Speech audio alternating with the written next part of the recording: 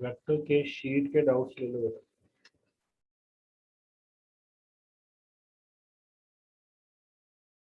कहाँ तक डाउट्स हो गए थे? 10 तक हो गए थे। यस सर 10 तक। 1 to 10 हमने कर लिए थे। आगे बताएं कौन सा डाउट है। क्वेश्चन नंबर बोलो बेटा। सर 11। Question number 11। 11 क्वेश्चन की स्टेटमेंट पढ़ रहा हूँ मैं, ध्यान से देखो।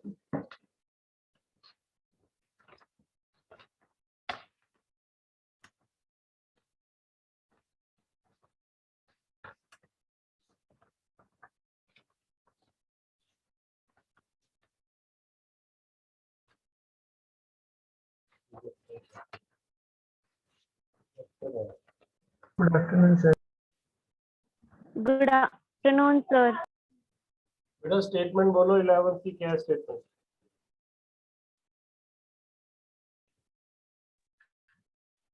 The resultant of two forces, each P आगे बता। acting at the angle theta is. Okay. Question number 11 is resultant of two force each P acting at an angle theta. दो फोर्सेस है, एक ये वाली P है और एक ये वाली P है, इनके बीच में एंगल थीटा है। तो रिजल्टेंट का फॉर्मूला तो मैंने आपको दिया हुआ है, बताओ ऑलरेडी। वो होता है A square plus B square plus 2ab cos theta. A और बी इसमें किसके इक्वल है? पी के। P square plus P square 2p square cos theta. ये भी 2p स्क्वायर बन गया ना। यहाँ से आप 2p स्क्वायर कॉमन ले लो, 1 प्लस कॉस थीटा। अब यहाँ ना एक फॉर्मूला नोट करो ट्रिग्नोमेट्री का। अगर कभी भी आपको 1 प्लस कॉस थीटा या 1 माइनस कॉस थीटा आता है, इसका ट्रिग्नोमेट्रिक फॉर्मूला होता है 2 कॉस स्क्वायर थीटा बाय 2 और इसका होता है 2 साइन स्क्वायर थीटा बाय 2। ये आपका ट्रिग्नोमेट्री का फॉर्मूला है। जो बच्चे 11th में ट्रिग्नोमेट्री पढ़ते हैं, अब ये फॉर्मूला आया कहाँ से? ये उन्होंने ना एक फॉर्मूला पढ़ा हुआ cos 2 थीटा का, that is 2 cos square theta minus 1। Medical वाले तो इतना याद कर लेंगे बस, और नॉन मेडिकल वालों ने ट्रिग्नोमेट्री के अंदर ऐसे 2 cos स्क्वायर थीटा की वैल्यू निकाली होगी 1 प्लस cos 2 थीटा। तो अगर मैं इस थीटा को हाफ करता हूँ तो इस थीटा को भी हाफ करना पड़ेगा। ये बन जाएगा 2 cos स्क्वायर थीटा बाय 2 और इधर क्या बन जाएगा 1 plus cos theta.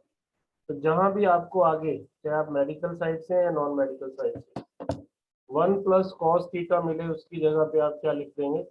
2 cos square angle का हाफ। इसको हाफ एंगल फॉर्मूला बोलते हैं, हाफ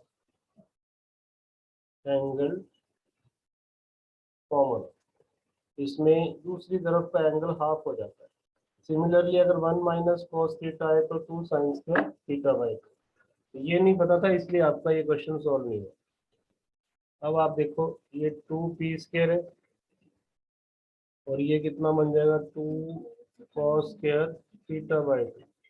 ये बन जाएगा 2p cos theta by 2। Check करो बेटा आंसर क्या है। ये रहा 2। एक मिनट, कॉल आ रहा है बेटा। Hello.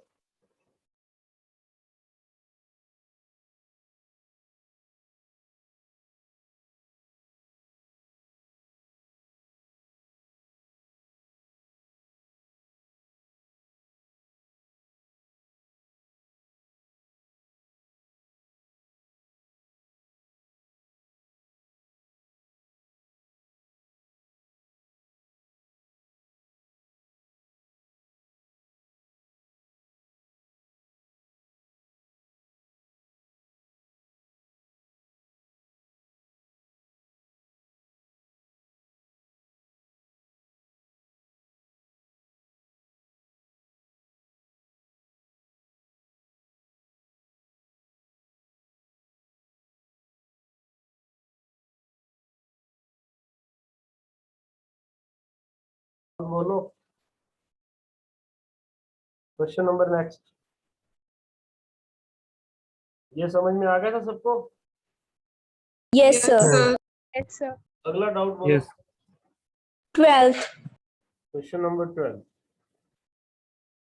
Question number 12 is the resultant of the resultant of two vector of magnitude 2a and root 2a acting at an angle theta is this.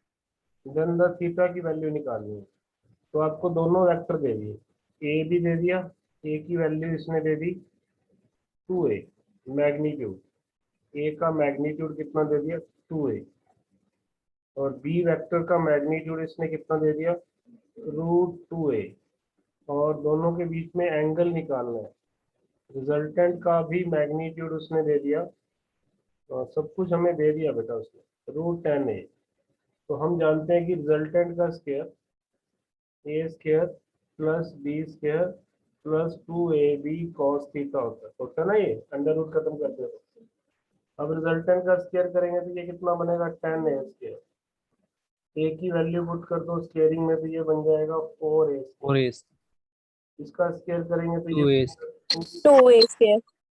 फिर इन दोनों का मल्टीप्लाई है 2ab, इन दोनों का मल्टीप्लाई है तो ये कितना बनेगा 2 into 2a into 2 root. 2a cos theta. सही है बेटा यहाँ तक?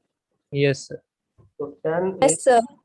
ये दोनों ऐड हो जाएंगे 6a, से स्क्वायर, और ये बन जाएंगे 4 root 2a cos theta square. Sir A square है। हाँ 6a स्क्वायर को लेफ्ट साइड में ले आओ, 4a square, ये बच जाएगा 4a स्क्वायर, और ये सारा नीचे आ जाता है sir 45 आ जाएगा। 4 root a square cos theta. 4 से 4 जाएगा, a स्क्वायर से a स्क्वायर जाएगा, cos थीटा कितना बन गया रूट 2। तो थीटा की वैल्यू कितनी है? 45, इसका आंसर होगा बेटा 45। किसका डाउट था एक बार नाम बताना। Sir, Pinky. इनकी कहाँ दिक्कत आई बेटा इसमें? जो सिंपल था बेटा, फॉर्मूले में वैल्यू पुट करनी थी। कोई बात नहीं, समझ में आ गया पिंकी आपको? Yes, sir. ओके बच्चों नेक्स्ट चलो। 18th question sir. 18th question. Sir एक सर 14 का आंसर बता दो सर, एक बार आंसर नहीं आ रहा। 14 आंसर अलग आ कोई बात नहीं, मैं सॉल्व ही कर देता हूँ, मतलब 3 का भी मैच कर दूँ। ओके 14 क्वेश्चन नंबर 14 इज, इसमें ना हाँ इसमें एक जगह पे गलती होती है बच्चों से। एक वेक्टर इधर दिया हुआ है, एरो का ध्यान रखना, शायद हो सकता है आपको मिस प्रिंट लगा हो। एक दूसरा एरो ना नीचे की तरफ दिया हुआ है, ये ऐसे दिया हुआ है। चेक करो आप क्वेश्चन में, यस सर, इसका मतलब ये है कि इसकी डायरेक्शन ही इधर है, इसको प्रोड्यूस कर लो। तो एंगल आपको ये लेना है, जिसने दिया हुआ है ये 60 डिग्री। यस सर यही गलती। बस यही गलती है, आपको एंगल लेना है बेटा 120, क्योंकि एरो नीचे की तरफ। ओके अगर ये एरो ऊपर होता फिर कोई दिक्कत नहीं थी, फिर आप लेते 60। अब उसकी एरो उसने छोड़ यहाँ दिया, आप वेक्टर को वेक्टर की डायरेक्शन में प्रोड्यूस कर सकते हो, आप वेक्टर को वेक्टर की डायरेक्शन में प्रोड्यूस कर सकते हो। जैसे आपने प्रोड्यूस किया, ये एंगल कितना हो गया 120, ये एंगल बन गया 120। अब क्वेश्चन सॉल्व हो जाएगा। ये एफ है, ये एफ है। अब कर लोगे क्या जिसका डाउट था? यस सर, अब तो यही करना है, एफ का स्क्वायर एफ का F square square 2f 2f square square cos 120, वो होता है -12। एफ आंसर आ जाएगा। इसका आंसर कितना आएगा एफ? अगर आपने 60 लिया तो आपका √3f आ रहा होगा, वो आंसर नहीं है इसका, इसका आंसर है एफ। कर सकते हैं सब बच्चे? Yes sir, question number Yes, sir. 18। Question number 18 sir question number 15। बेटा फिर पहले बोला करो, पहले से अब 15 देख लो चलो। पी क्यू आपको दिया हुआ है, इनके बीच का एंगल निकालना बेटा विद एक्स एक्सिस। तो मैंने लास्ट लेक्चर आपको करवाया हुआ है कि अगर आपको एक्स एक्सिस से एंगल निकालना हो तो आप डायरेक्शन को साइन निकाल लें, उसका जो पहला डायरेक्शन को साइन होगा वही आपका एंगल वहीं से आपका निकल जाएगा। तो पहले तो आपको पी और क्यू को ऐड करना है। Q is given to you I -2j -3k, इसने कहा है p प्लस क्यू, इनको ऐड करना है, ये बनेगा 5i -4j प्लस 3k। अब इसका अगर मैं यूनिट वेक्टर निकाल दूं ना, वो यूनिट वेक्टर से आपका डायरेक्शन को साइन आ जाता है। यूनिट वेक्टर आप कैसे निकालते हो, इसको डिवाइड करते हो इसके मैग्नीट्यूड मैग्नीट्यूड से 25 41 सॉरी 16 प्लस 9, ये √50 बन गया। 5/√50 आई कैप, 4/√50 जे कैप, 3/√50 के कैप। और मैंने लास्ट लेक्चर में कहा था ये कॉस अल्फा के बराबर रख दो। कॉस अल्फा किसके साथ एंगल होगा, एक्स एक्सिस के साथ। अगर वाई एक्सिस से पूछा जाए तो इसको कॉस बीटा या और इसको कॉस गामा। हमसे पूछा गया एक्स एक्सिस के साथ, ये 5√2 बनता है 1/√2। तो अल्फा कितना आ गया 45। चेक करो आंसर कितना है। यही आंसर है ना? Yes yes sir. जिसका डाउट है समझ में आ गया उसको? Yes sir. सर एक बार ये cos अल्फा वाला कंसेप्ट फिर से रिपीट करना। बेटा ये लास्ट लेक्चर मिस किया होगा आपने, 1 मिनट होल्ड करना। हेलो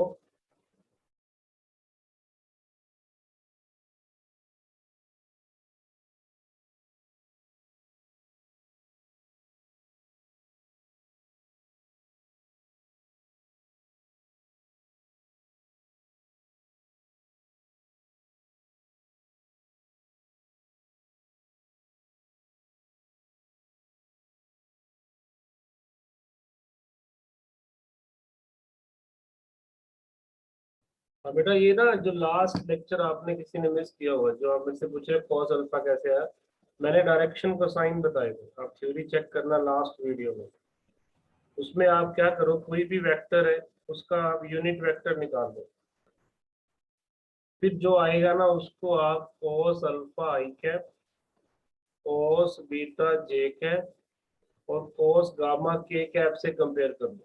इसमें अल्फा क्या एंगल होगा, जैसे ये 3 एक्सिस है और ये वेक्टर है कोई भी, इसका एक्स एक्सिस से एंगल अल्फा होता है, वाई एक्सिस से बीटा होता है और जेड एक्सिस से गामा होता है।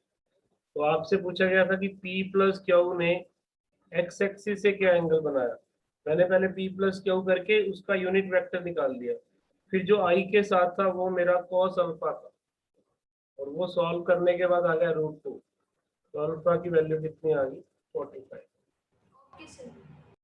ये हम लास्ट लेक्चर में कर चुके हैं। अगर आप कभी मिस भी करते हो ना बच्चों लेक्चर, तो आप रिकॉर्डिंग जरूर देखा करो, क्योंकि अगले लेक्चर में फिर आपका बेसिक डाउट ना हो। पहली बात तो मिस करने वाली हैबिट ही खत्म कर दो, कंपटीशन में तो खास तौर पर। कॉम्पिटेटिव स्टडीज के अंदर आप कोई लेक्चर मिस नहीं करें और बड़ा इंटेंस लेवल पे उसको पढ़ें। जहाँ डाउट आता है उसको पूछें, आपस में भी छोटे छोटे ग्रुप बनाओ जिसमें आप डिस्कस कर सकते हो कि ये डाउट है, आपस में क्लियर करो। एनीवेज, अब मैं 15 के बाद 18 पे आऊँ या बीच में कोई डाउट है? चलो मैं 18 पे आता हूँ, बीच में होगा तो बाद में लेना है। क्वेश्चन नंबर 18, वो आपका ये स्टेटमेंट है बेटा, मैं पढ़ लूँ पहले statement. If magnitude of the sum of two vectors is equal to the difference of their magnitude, then angle between them। ये अच्छा क्वेश्चन, आपने इसका कंसेप्ट समझो। a प्लस बी का जो मैग्नीट्यूड होता है, मैग्नीट्यूड, वो हमेशा आप ऐसे निकालते हो रिजल्टेंट से।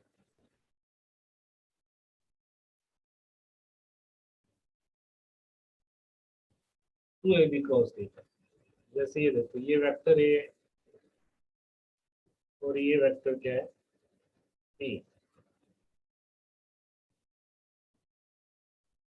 इसका जो रिजल्टेंट बनता है वो इस पैरेललोग्राम का डायगोनल बनता है, जो आप लोगों को पहले से ही पता है ना। Yes, sir. अब मुझे निकालना है magnitude of vector A minus B.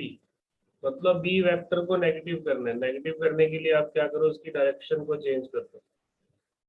अब इन दोनों के बीच में एंगल क्या होगा, इनके बीच में एंगल होगा 180 माइनस थीटा। अब इस पैरेललोग्राम का जो डायगोनल बनेगा, इस पैरेललोग्राम का जो डायगोनल बनेगा, लाइन सीधी नहीं लग रही है, अब ये मान लो सीधी लाइन है, ये डायगोनल, ये जो रिजल्टेंट होगा वो क्या होगा, ए माइनस बी। और यहाँ पर अगर मैं पुट करता हूँ, फर्क इतना ही आएगा, A square plus B square cos 180 minus theta minus cos theta. तो यहाँ पर क्या आ जाएगा, minus 2ab cos theta minus 2ab cos theta. अब सब बच्चे क्या नोट करेंगे, मैं इसको रफ करके दोबारा नोट करवाता हूँ।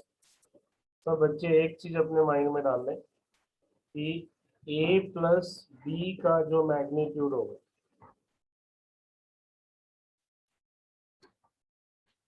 वो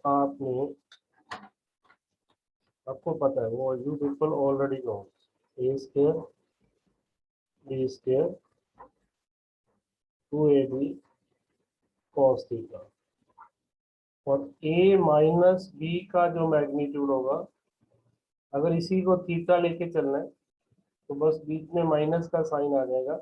वैसे एग्जैक्टली लिखें तो ऐसे लिख सकते हैं हम, 2ab cos of 180 minus theta, which becomes a square minus 2ab cos theta। क्या ये दो पॉइंट आपको समझ में आ गए? Yes, sir.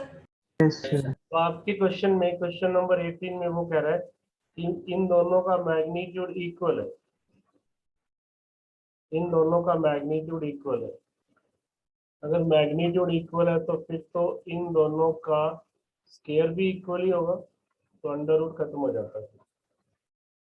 ए माइनस बी का स्केयर करेंगे वो भी इक्वल होगा, इसका स्केयर इक्वल कर दो, A square plus B square plus 2ab cos theta should be equal to a square plus b square minus 2ab cos theta. A square B square cancel हो गई और इसको लेफ्ट साइड में ले आओ, ये बनेगा 4ab cos थीटा 0। अब ना तो a 0 है ना b 0 है, तो फिर क्या 0 होगा, cos थीटा। cos थीटा 0 कब होता है, 90 डिग्री पर। तो आंसर क्या आएगा, vector A is perpendicular to vector. Sir, दोबारा बताना ये। बेटा दोनों को इक्वल रखा है मैंने ना, इसको इसके इक्वल रख दिया, दोनों का स्केयर भी इक्वल ही होगा, या आप अंडर रूट काट सकते हो। दोनों को इक्वल किया तो ए स्केयर बी स्केयर आपस में कट गया, इधर बचा 2ab cos थीटा, इधर बचा माइनस 2ab। इसको लेफ्ट साइड में लेके आएंगे तो 4ab cos थीटा 0। अब जब तीन चीजों का प्रोडक्ट 0 होता है तो आइदर दिस 0 कोई तो 0 होगा, a 0 नहीं है b 0 नहीं है, तो फिर cos थीटा ही 0 होगा। Yes. और cos थीटा 0 कौन से एंगल पे होता है, 90 90 डिग्री पे। तो क्वेश्चन नंबर 18 का आंसर क्या होगा, चेक करो कौन सा आंसर है, 90 डिग्री। सर ये बिना स्क्वायर के भी हो जाएगा ना, क्योंकि अंडर रूट रूट काट सामने दो, रूट। अंडर रूट काट दो बेटा, बिना स्क्वायर किए भी हो जाएगा। लेकिन जब आप इक्वेट करोगे तो स्केयरिंग करोगे तभी अंडर रूट कैंसिल होगा ना, दोनों तरफ स्केयरिंग कर देंगे। Next doubt, sir 20th question. नाम बोलो। पिंकी। 19. और किसी का डाउट है 20? Sir, 19th question. नहीं 19 किसका बेटा? Sir, Navya. सर मेरा भी है टीशा। सर मेरा एक मिनट कॉल आ मेरा भी है। हेलो। हम्म।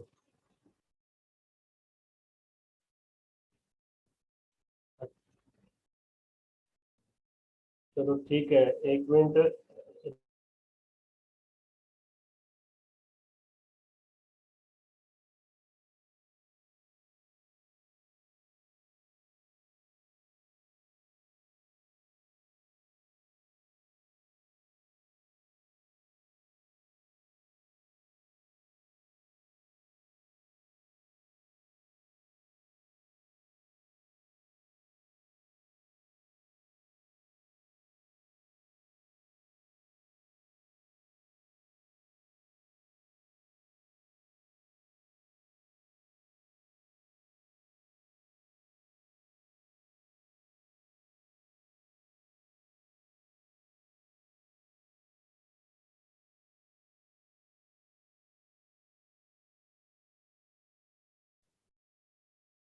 क्वेश्चन नंबर 19 बेटा। 19 statement is simple sum of two को initial vector is 16। Simple sum का मतलब उनके मैग्नीट्यूड का सम। हाँ 16। उसके बाद वो कह रहा है कि their vector sum is 8। Vector sum होता है ऐसे, रिजल्टेंट इज 8। मतलब मैं 8 को ऐसे लिख सकता हूँ, A square plus B square plus 2ab cos theta. जब भी वेक्टर सम की बात करें ना, आपने रिजल्टेंट निकालना, और रिजल्टेंट दे दिया 8। इधर से उसने सिंपल सम दे दिया मुझे 16। इससे मेरे को हेल्प हो जाएगी कुछ ना कुछ। अब क्या चाहता है वो आपसे? आपसे वो ये चाहता है 19 में, resultant of the vector is perpendicular to the smaller one. ये बहुत अच्छा क्वेश्चन है। अब स्मॉलर कौन सा है इन दोनों में? कोई मान लेते हैं। मैं मान लेता हूँ कि ये वेक्टर मेरा ए स्मॉलर, जो रिजल्टेंट आ रहा है ना, वो रिजल्टेंट ए के साथ परपेंडिकुलर आ रहा है। तो फिर बी वेक्टर जरूर इधर होगा, तभी रिजल्टेंट तो बीच में ही आएगा ना दोनों के। तो बी वेक्टर मेरा इधर होगा। तो इन दोनों में कितना एंगल है?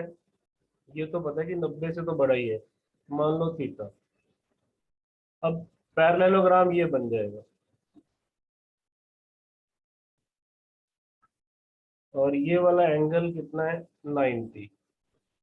हमने एक फॉर्मूला पढ़ा हुआ है, रिजल्टेंट जो एंगल बनाता है ए के साथ बनाया है, तो ऊपर आता है बी साइन थीटा ए प्लस बी कॉस थीटा। याद है क्या आपको? मैंने थीटा एंगल मान लिया वेक्टर ए और बी के बीच में।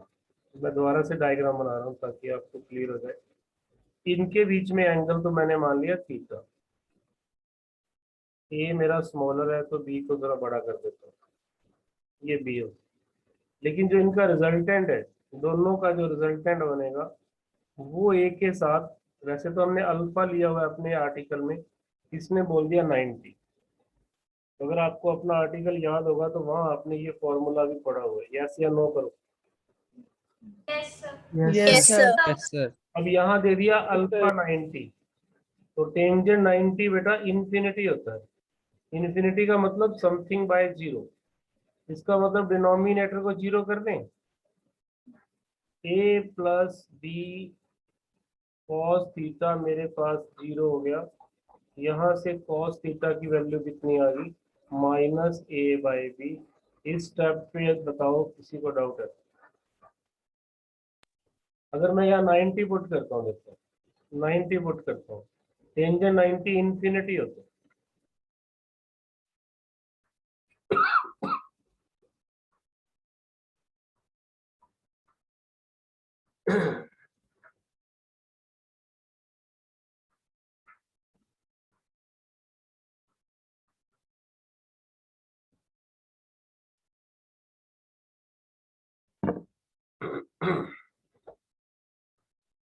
क्या ये स्टेप समझ में आ गया था आपको? cos theta is equal to minus A by B. ये कभी आएगा जब थीटा 9 अल्फा 90 था। यस नो बोलो। यस। Yes sir. Yes, अब sir. इक्वेशन 2 में cos थीटा की वैल्यू पुट कर दो यहाँ पर। तो चाहे आप स्केयरिंग भी कर लो, 64 मैं स्केयरिंग कर रहा हूँ ताकि रूट से बाहर आ जाए। A plus B square plus 2ab और cos थीटा की वैल्यू कितनी माइनस ए बाई बी। एक बी कट रहा है तो 64 is equal to a square plus B square minus 2a square which means 64 is equal to b square minus a square। यहाँ तक कोई डाउट नहीं होना चाहिए। अब इन दोनों की हेल्प से मुझे a और b निकालना है। एक में मेरे पास a प्लस बी 16 है और एक में मेरे पास b square minus a square 64 है। इतना समझ में आ गया तो पेज साफ कर दूं ये? यस हाँ, इसको मैं साफ करके दोबारा जो मेरे दो रिजल्ट बने हैं वो लिख रहा हूँ। मेरे पास आया 64 B square minus A square, जिसके मैं फैक्टर बना सकता हूँ बी माइनस ए और बी प्लस ए, और एक तरफ मुझे गिवन था ए प्लस बी 16। ए प्लस बी या बी प्लस ए में तो कोई फर्क नहीं है, तो मेरे पास 64 बी माइनस ए इंटू 16 आ गया।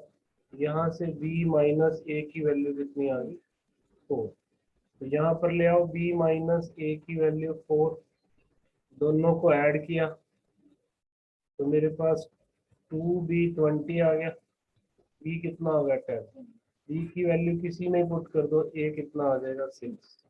ये मेरे आंसर। चेक कर लो, आपके स्मॉलेस्ट वेक्टर पूछा तो 6, लार्जेस्ट वेक्टर पूछा तो 10। कैलकुलेशन भी बड़ा सिंपल मैथ जो आपने 10th में किया हो, 9 10th में। नव्या समझ में आ गया? Yes, sir. सभी को क्लियर है ये? Yes sir. क्लियर भी दो तरह सर के। एक बार लास्ट स्टेप वापिस से समझा दो। लास्ट स्टेप कौन सा, ये प्लस माइनस करने वाला? नहीं सर, यहाँ से 64 से। ये 64 है B square minus A square. B square minus A square के क्या फैक्टर बनते हैं, बी माइनस ए और बी प्लस ए, ये तो पता है ना? Yes sir. और हमें b प्लस ए की वैल्यू गिवन है क्वेश्चन में 16, इसकी जगह पे मैंने 16 रख दिया, तो b माइनस ए कितना आ गया 4। Yes sir. b माइनस ए 4 है और a प्लस बी कितने 16, दोनों को ऐड करेंगे तो ये कट जाएगा, ये कितना बनेगा 2b 20, b कितना 10, b की वैल्यू 10 यहाँ पुट कर देंगे तो a की वैल्यू 6 आ जाएगी। अब क्लियर है सबको? Yes sir. Yes sir. आपको ये बता रहा था क्लियर दो तरह का होता है, एक होता है क्रिस्टल क्लियर, एक होता है ऑल क्लियर। अब आपको कौन सा क्लियर है, ऑल क्लियर या crystal clear? All clear. All clear. All.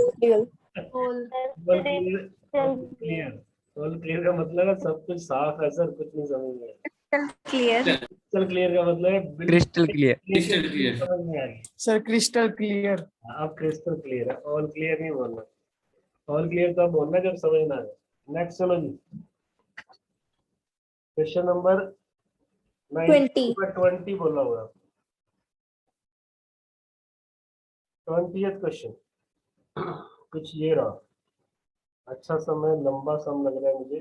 Two forces हैं, एक फोर्सेस का मैग्नीट्यूड दिया हुआ a प्लस बी, मैं मान लेता हूँ ये F1 फोर्स है। सर सिंपल ही करना है सर, रिजल्टेंट। हाँ रिजल्टेंट ही निकालना, निकाल लो Yes. कितना सर निक हो गया। हो गया ना। और दूसरी Yes. फोर्स क्या है a माइनस बी, और उसका रिजल्टेंट भी दे दिया आपको a square plus B square. आपसे एंगल पूछ लिया, पहले भी ये क्वेश्चन आया देखो ऐसा, तो ऐसे रिजल्टेंट का स्क्वायर आप अब F1 F2 में कर दो, F1 का स्क्वायर F2 का square 2F1 F2 cos theta, इसका स्क्वायर करेंगे तो क्या बचेगा a square plus B square. F1 का स्क्वायर करेंगे तो ये बनेगा, F2 का स्क्वायर करेंगे तो a माइनस बी का। ये बनेगा plus twice into a plus b a minus b cos theta. यहाँ तक समझ में आ गया? Yes sir. Yes sir. Simplify कर लो, ए स्क्वायर प्लस बी स्क्वायर, इधर आइडेंटिटी लगाओ, a square plus B square 2ab, sir 2ab cut जाएगा। A square plus B square minus 2ab, और ये बनेगा a square minus B square cos theta. ये 2ab से 2ab कट रहा है, एक ए स्क्वायर से कट रहा है, एक बी स्क्वायर दूसरे बी स्क्वायर से, लेकिन ये दो बचे हुए हैं, इनको लेफ्ट साइड में ले आओ। इधर क्या बनेगा, 2a square minus B square cos theta, यहाँ से कॉस थीटा की वैल्यू निकाल लो, ए स्क्वायर प्लस बी स्क्वायर, इधर से भी माइनस कॉमन ले लेते हैं ताकि माइनस कट जाए, तो ये बनेगा B square minus A square, तो theta is cos inverse A square plus B square divided by B square minus A square. Sir answer minus में आ रहा था सर, कॉमन लेने आंसर अगर माइनस में है ना तो आंसर के हिसाब से लिख लो, यस सर, कॉमन लेने। माइनस को कॉमन मत लो और सिंप्लीफाई नहीं होगा ये, फिर आप माइनस को माइनस ही रख लो और अंदर फिर आप क्या कर दो, अंदर फिर आप ए स्क्वायर माइनस बी स्क्वायर कर दो। सर 2 इंटू में आएगा सर ना? 2 में 2 इंटू में था। 2 भी है, 2 भी है, यस जो भी है वो सारा कुछ ले आओ। कर लोगे 20th question? Yes, sir. Next doubt बेटा, नेक्स्ट Sir 21st. 21st मैंने लास्ट लेक्चर में ही बता दिया था कि कोई भी रिजल्टेंट a प्लस बी और a माइनस बी के मैग्नीट्यूड के बीच में होता है या बराबर होता है। जैसे इसने कहा 3 वेक्टर हैं, क्या इनका नेट रिजल्ट 0 हो सकता है? इसका मतलब कोई एक वेक्टर 2 के रिजल्टेंट को बैलेंस करेगा।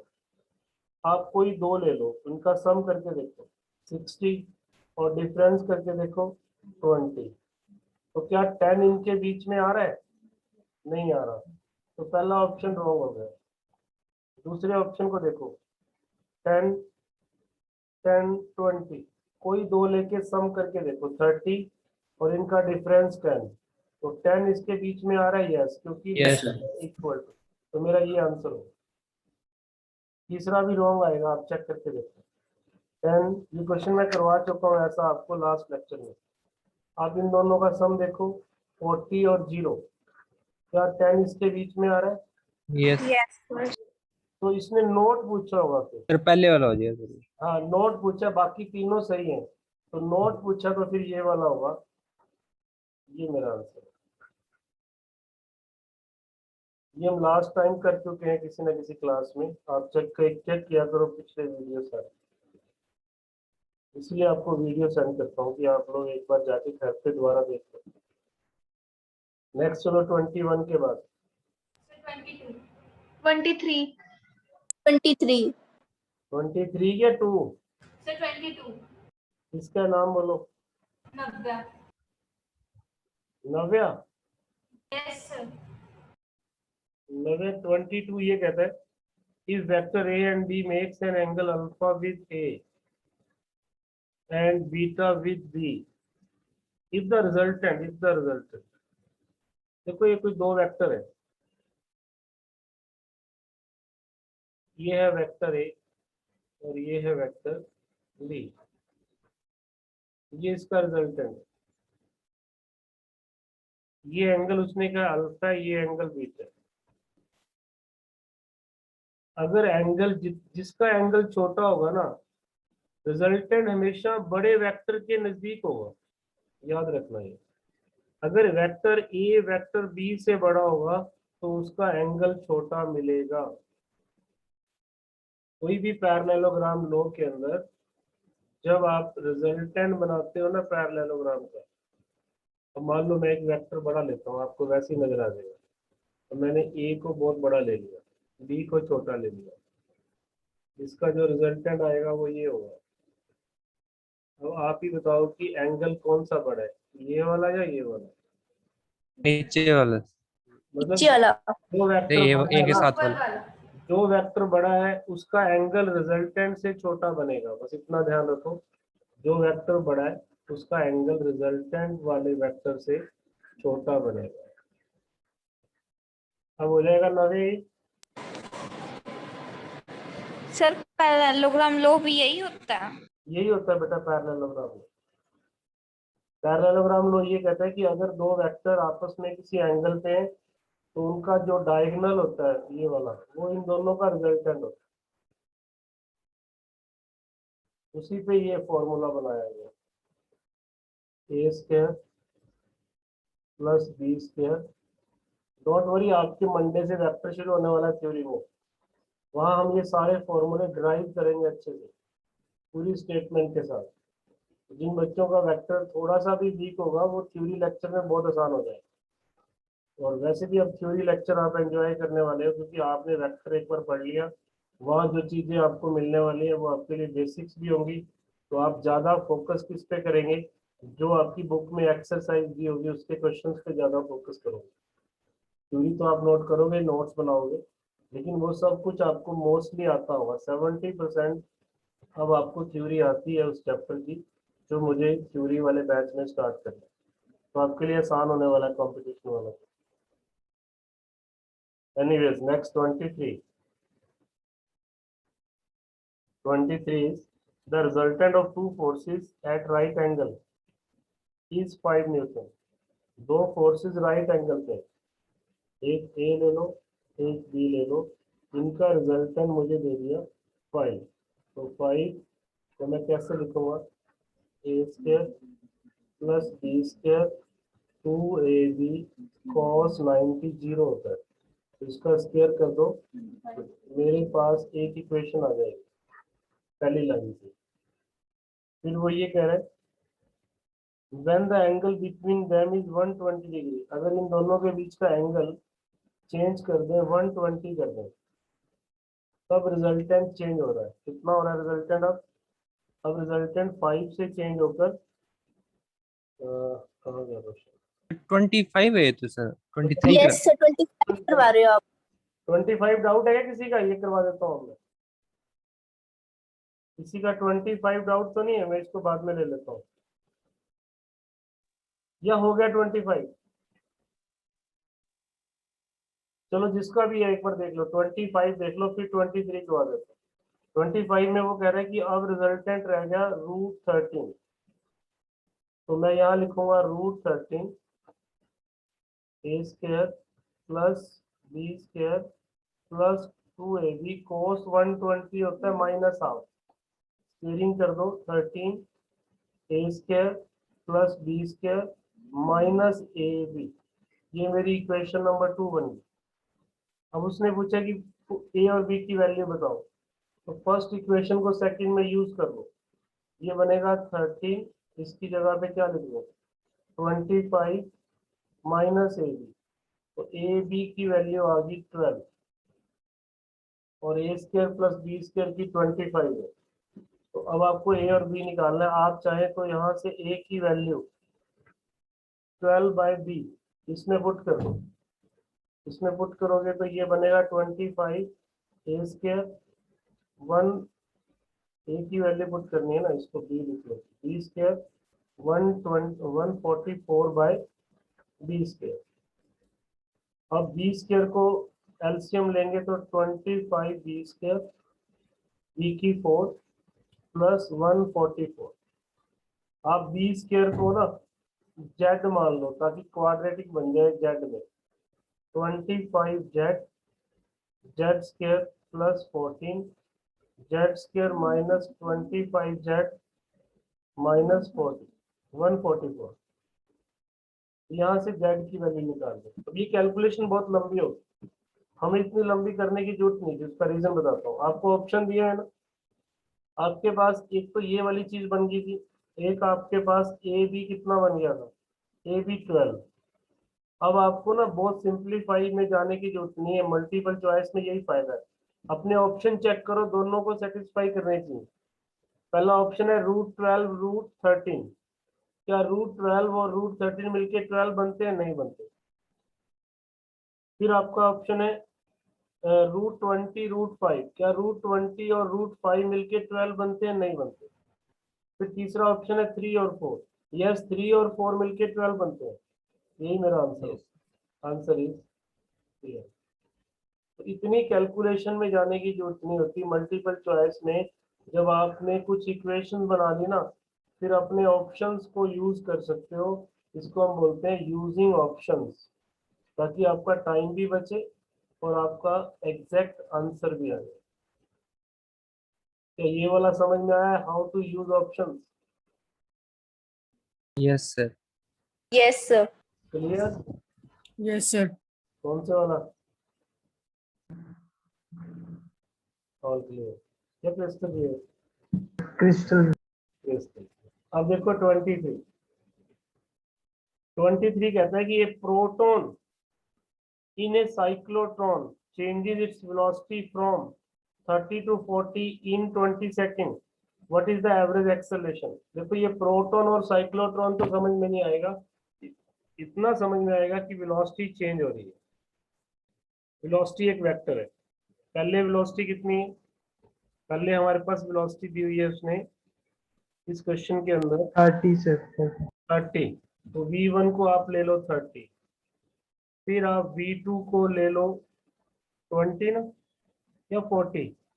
40 40 40. 40 चेंज हो रही है। ओके 20 सेकेंड में what is the average acceleration during this time? During this time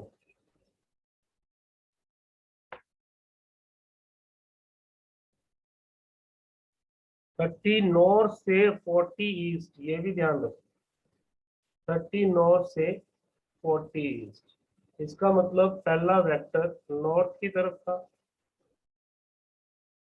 इधर इधर नॉर्थ ले लो, डायरेक्शन तो आप ऐसे ही लेते हो ना, नॉर्थ साउथ ईस्ट वेस्ट। तो पहले तो उसकी 30 इधर थी, बाद में उसकी 40 इधर होगी।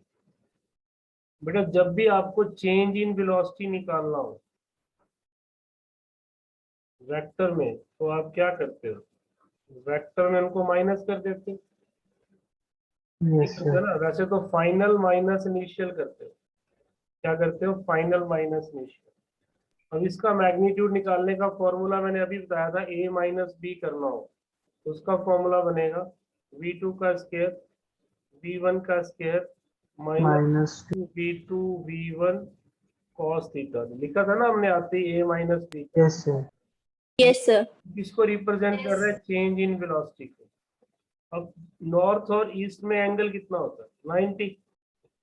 तो cos 90 जीरो हो जाएगा, तो चेंज इन वेलोसिटी क्या हो जाएगी? v2 मतलब 40 का स्क्वायर प्लस v1 30 का स्क्वायर, और ये वाला फैक्टर जीरो हो जाएगा। इसको सॉल्व करोगे तो 50 आ गए। तो चेंज इन वेलोसिटी आ गई 50 किलोमीटर पर आवर। यहाँ तक कोई डाउट हो? No sir.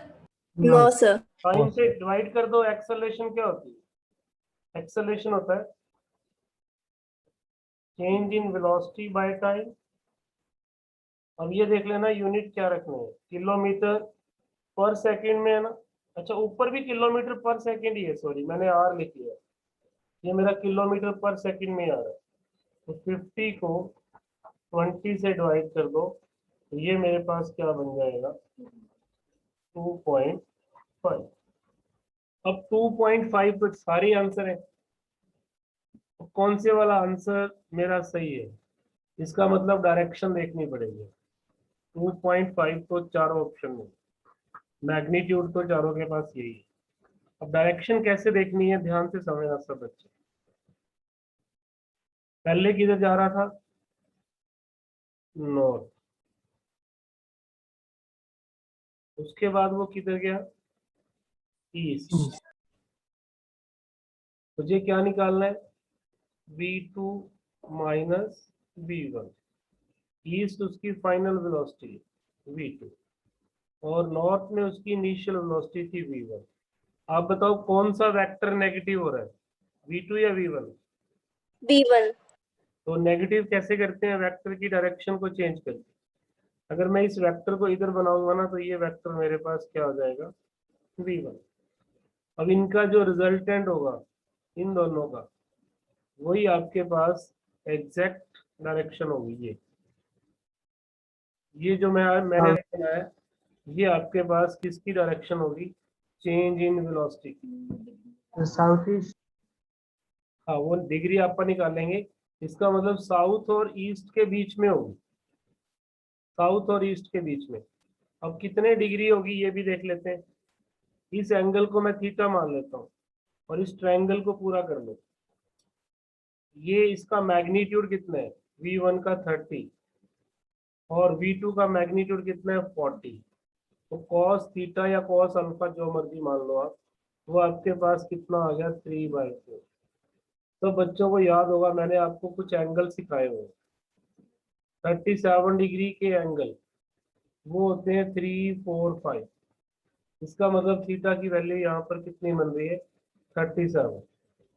बन भी किधर रही है, साउथ की तरफ जाते हैं, तो मैं इसको लिखूंगा 37 साउथ ऑफ ईस्ट, या तो मैं ये लिखूंगा, यहाँ लिखूंगा ईस्ट से 37 साउथ की तरफ, ईस्ट से 37 साउथ की तरफ। देखो क्या आंसर है इसका,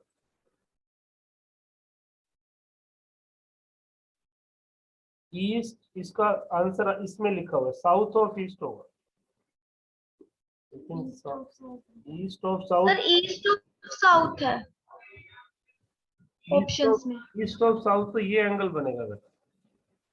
देखो कैसे लिखते हैं, चलो इसके आंसर को भी मैं देख लेता हूँ।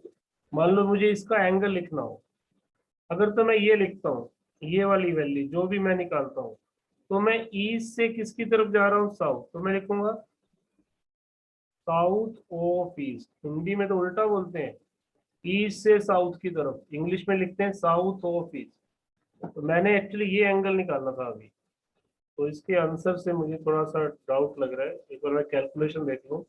v1 मेरा 30 था ना, v2 मेरा 40 था, तो ये 3 सॉरी ये टेंजेंट थीटा बन रहा है, साइन थीटा नहीं, टेंजेंट ही बनेगा, 3, 4, 5 टेंजेंट ही बनेगा। तो इस ट्रायंगल का टेंजेंट थीटा 3/4 है, यहाँ भी 3/4 बन रहा है।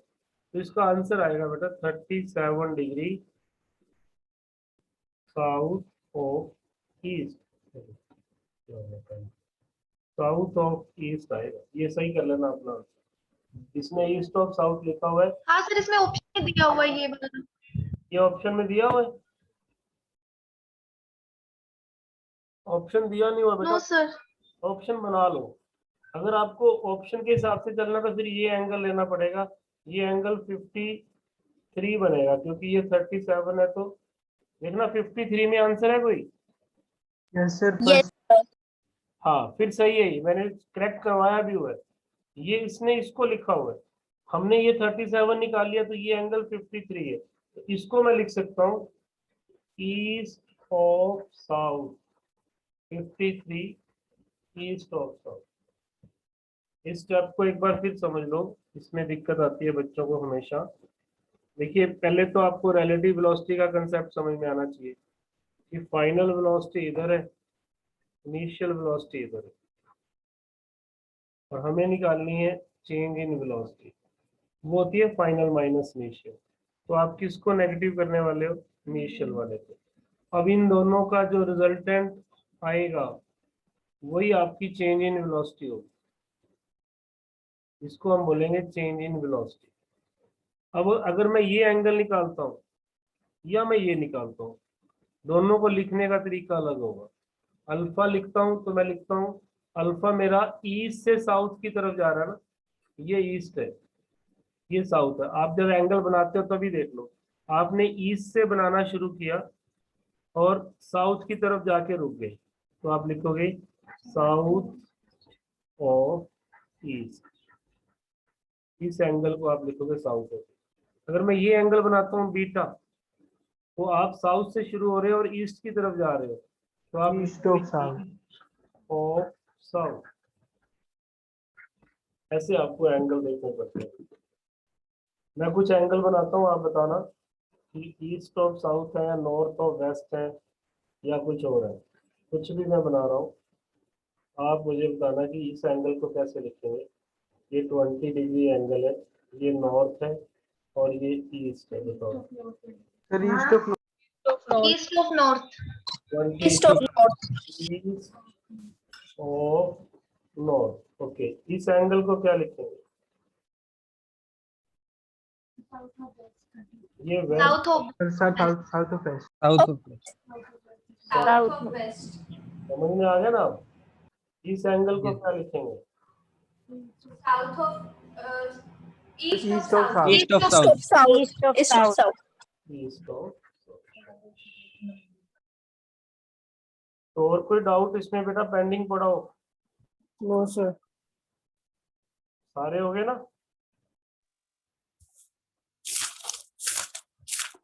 कल का लेक्चर जब भी होगा आपका इसी टाइम पे होगा, 2 o'clock कंप्यूटेशन का। और उसमें मैं फिर आपको कल ट्रिपल प्रोडक्ट के बारे में कुछ बताऊंगा, और वो कल लास्ट लेक्चर होगा वेक्टर का। ट्रिपल स्केलर प्रोडक्ट क्या होता है और ट्रिपल वेक्टर प्रोडक्ट क्या होता है, ये आपकी थ्योरी में नहीं आएगा। वेक्टर प्रोडक्ट ये थ्योरी में नहीं आएंगे, ये सिर्फ कॉम्पिटिशन का पार्ट है। फिर मैं आपको लेबनीज थ्योरम के बारे में बताऊंगा, ये भी आपका कॉम्पिटिशन का पार्ट है। तो इसी के ऊपर हमारा लेक्चर जाएगा, और फिर आपको कम से कम 50 to 100 तक क्वेश्चन दिए जाएंगे घर से करने के लिए, और आपके पास पूरा वीक होगा उसको कंप्लीट करने के। जैसे आप नेक्स्ट वीक इसके डाउट ले लोगे, और अगले वीक में किसी वर्किंग डे में इसका टेस्ट हो जाएगा MCQ बेस्ड ओनली वेक्टर। तो वेक्टर को अच्छे से रिवाइज कर लो, और जो भी आपके डाउट होंगे फिर आप मेरे से शेयर करना। आज भी मैं कुछ, ये वाली शीट हो सकता है मैं आज ही अपलोड कर दूँ ताकि आप अपना काम शुरू कर दें। डाउट तो हम नेक्स्ट वीक लेंगे, कल मैं आपको ये थ्योरी करवा दूंगा, क्योंकि इसके अंदर बहुत सारे क्वेश्चन ऐसे आएंगे जो इनके ऊपर बेस्ड हो। ओके जी, सर कुछ कहना है किसी को? Yes sir. Sir cross product समझा दो एक बार। कौन बोल रहे हो? सर आर्यन। आर्यन, वीडियो देखा है बेटा क्रॉस प्रोडक्ट वाला? यस सर, उसमें समझ नहीं लगी। कोई बात नहीं, मैं आपसे बाद में बात करता हूँ, ठीक है? ओके जी, thank you, have a good day. मेरी नेक्स्ट क्लास का टाइम हो गया। Thank you sir.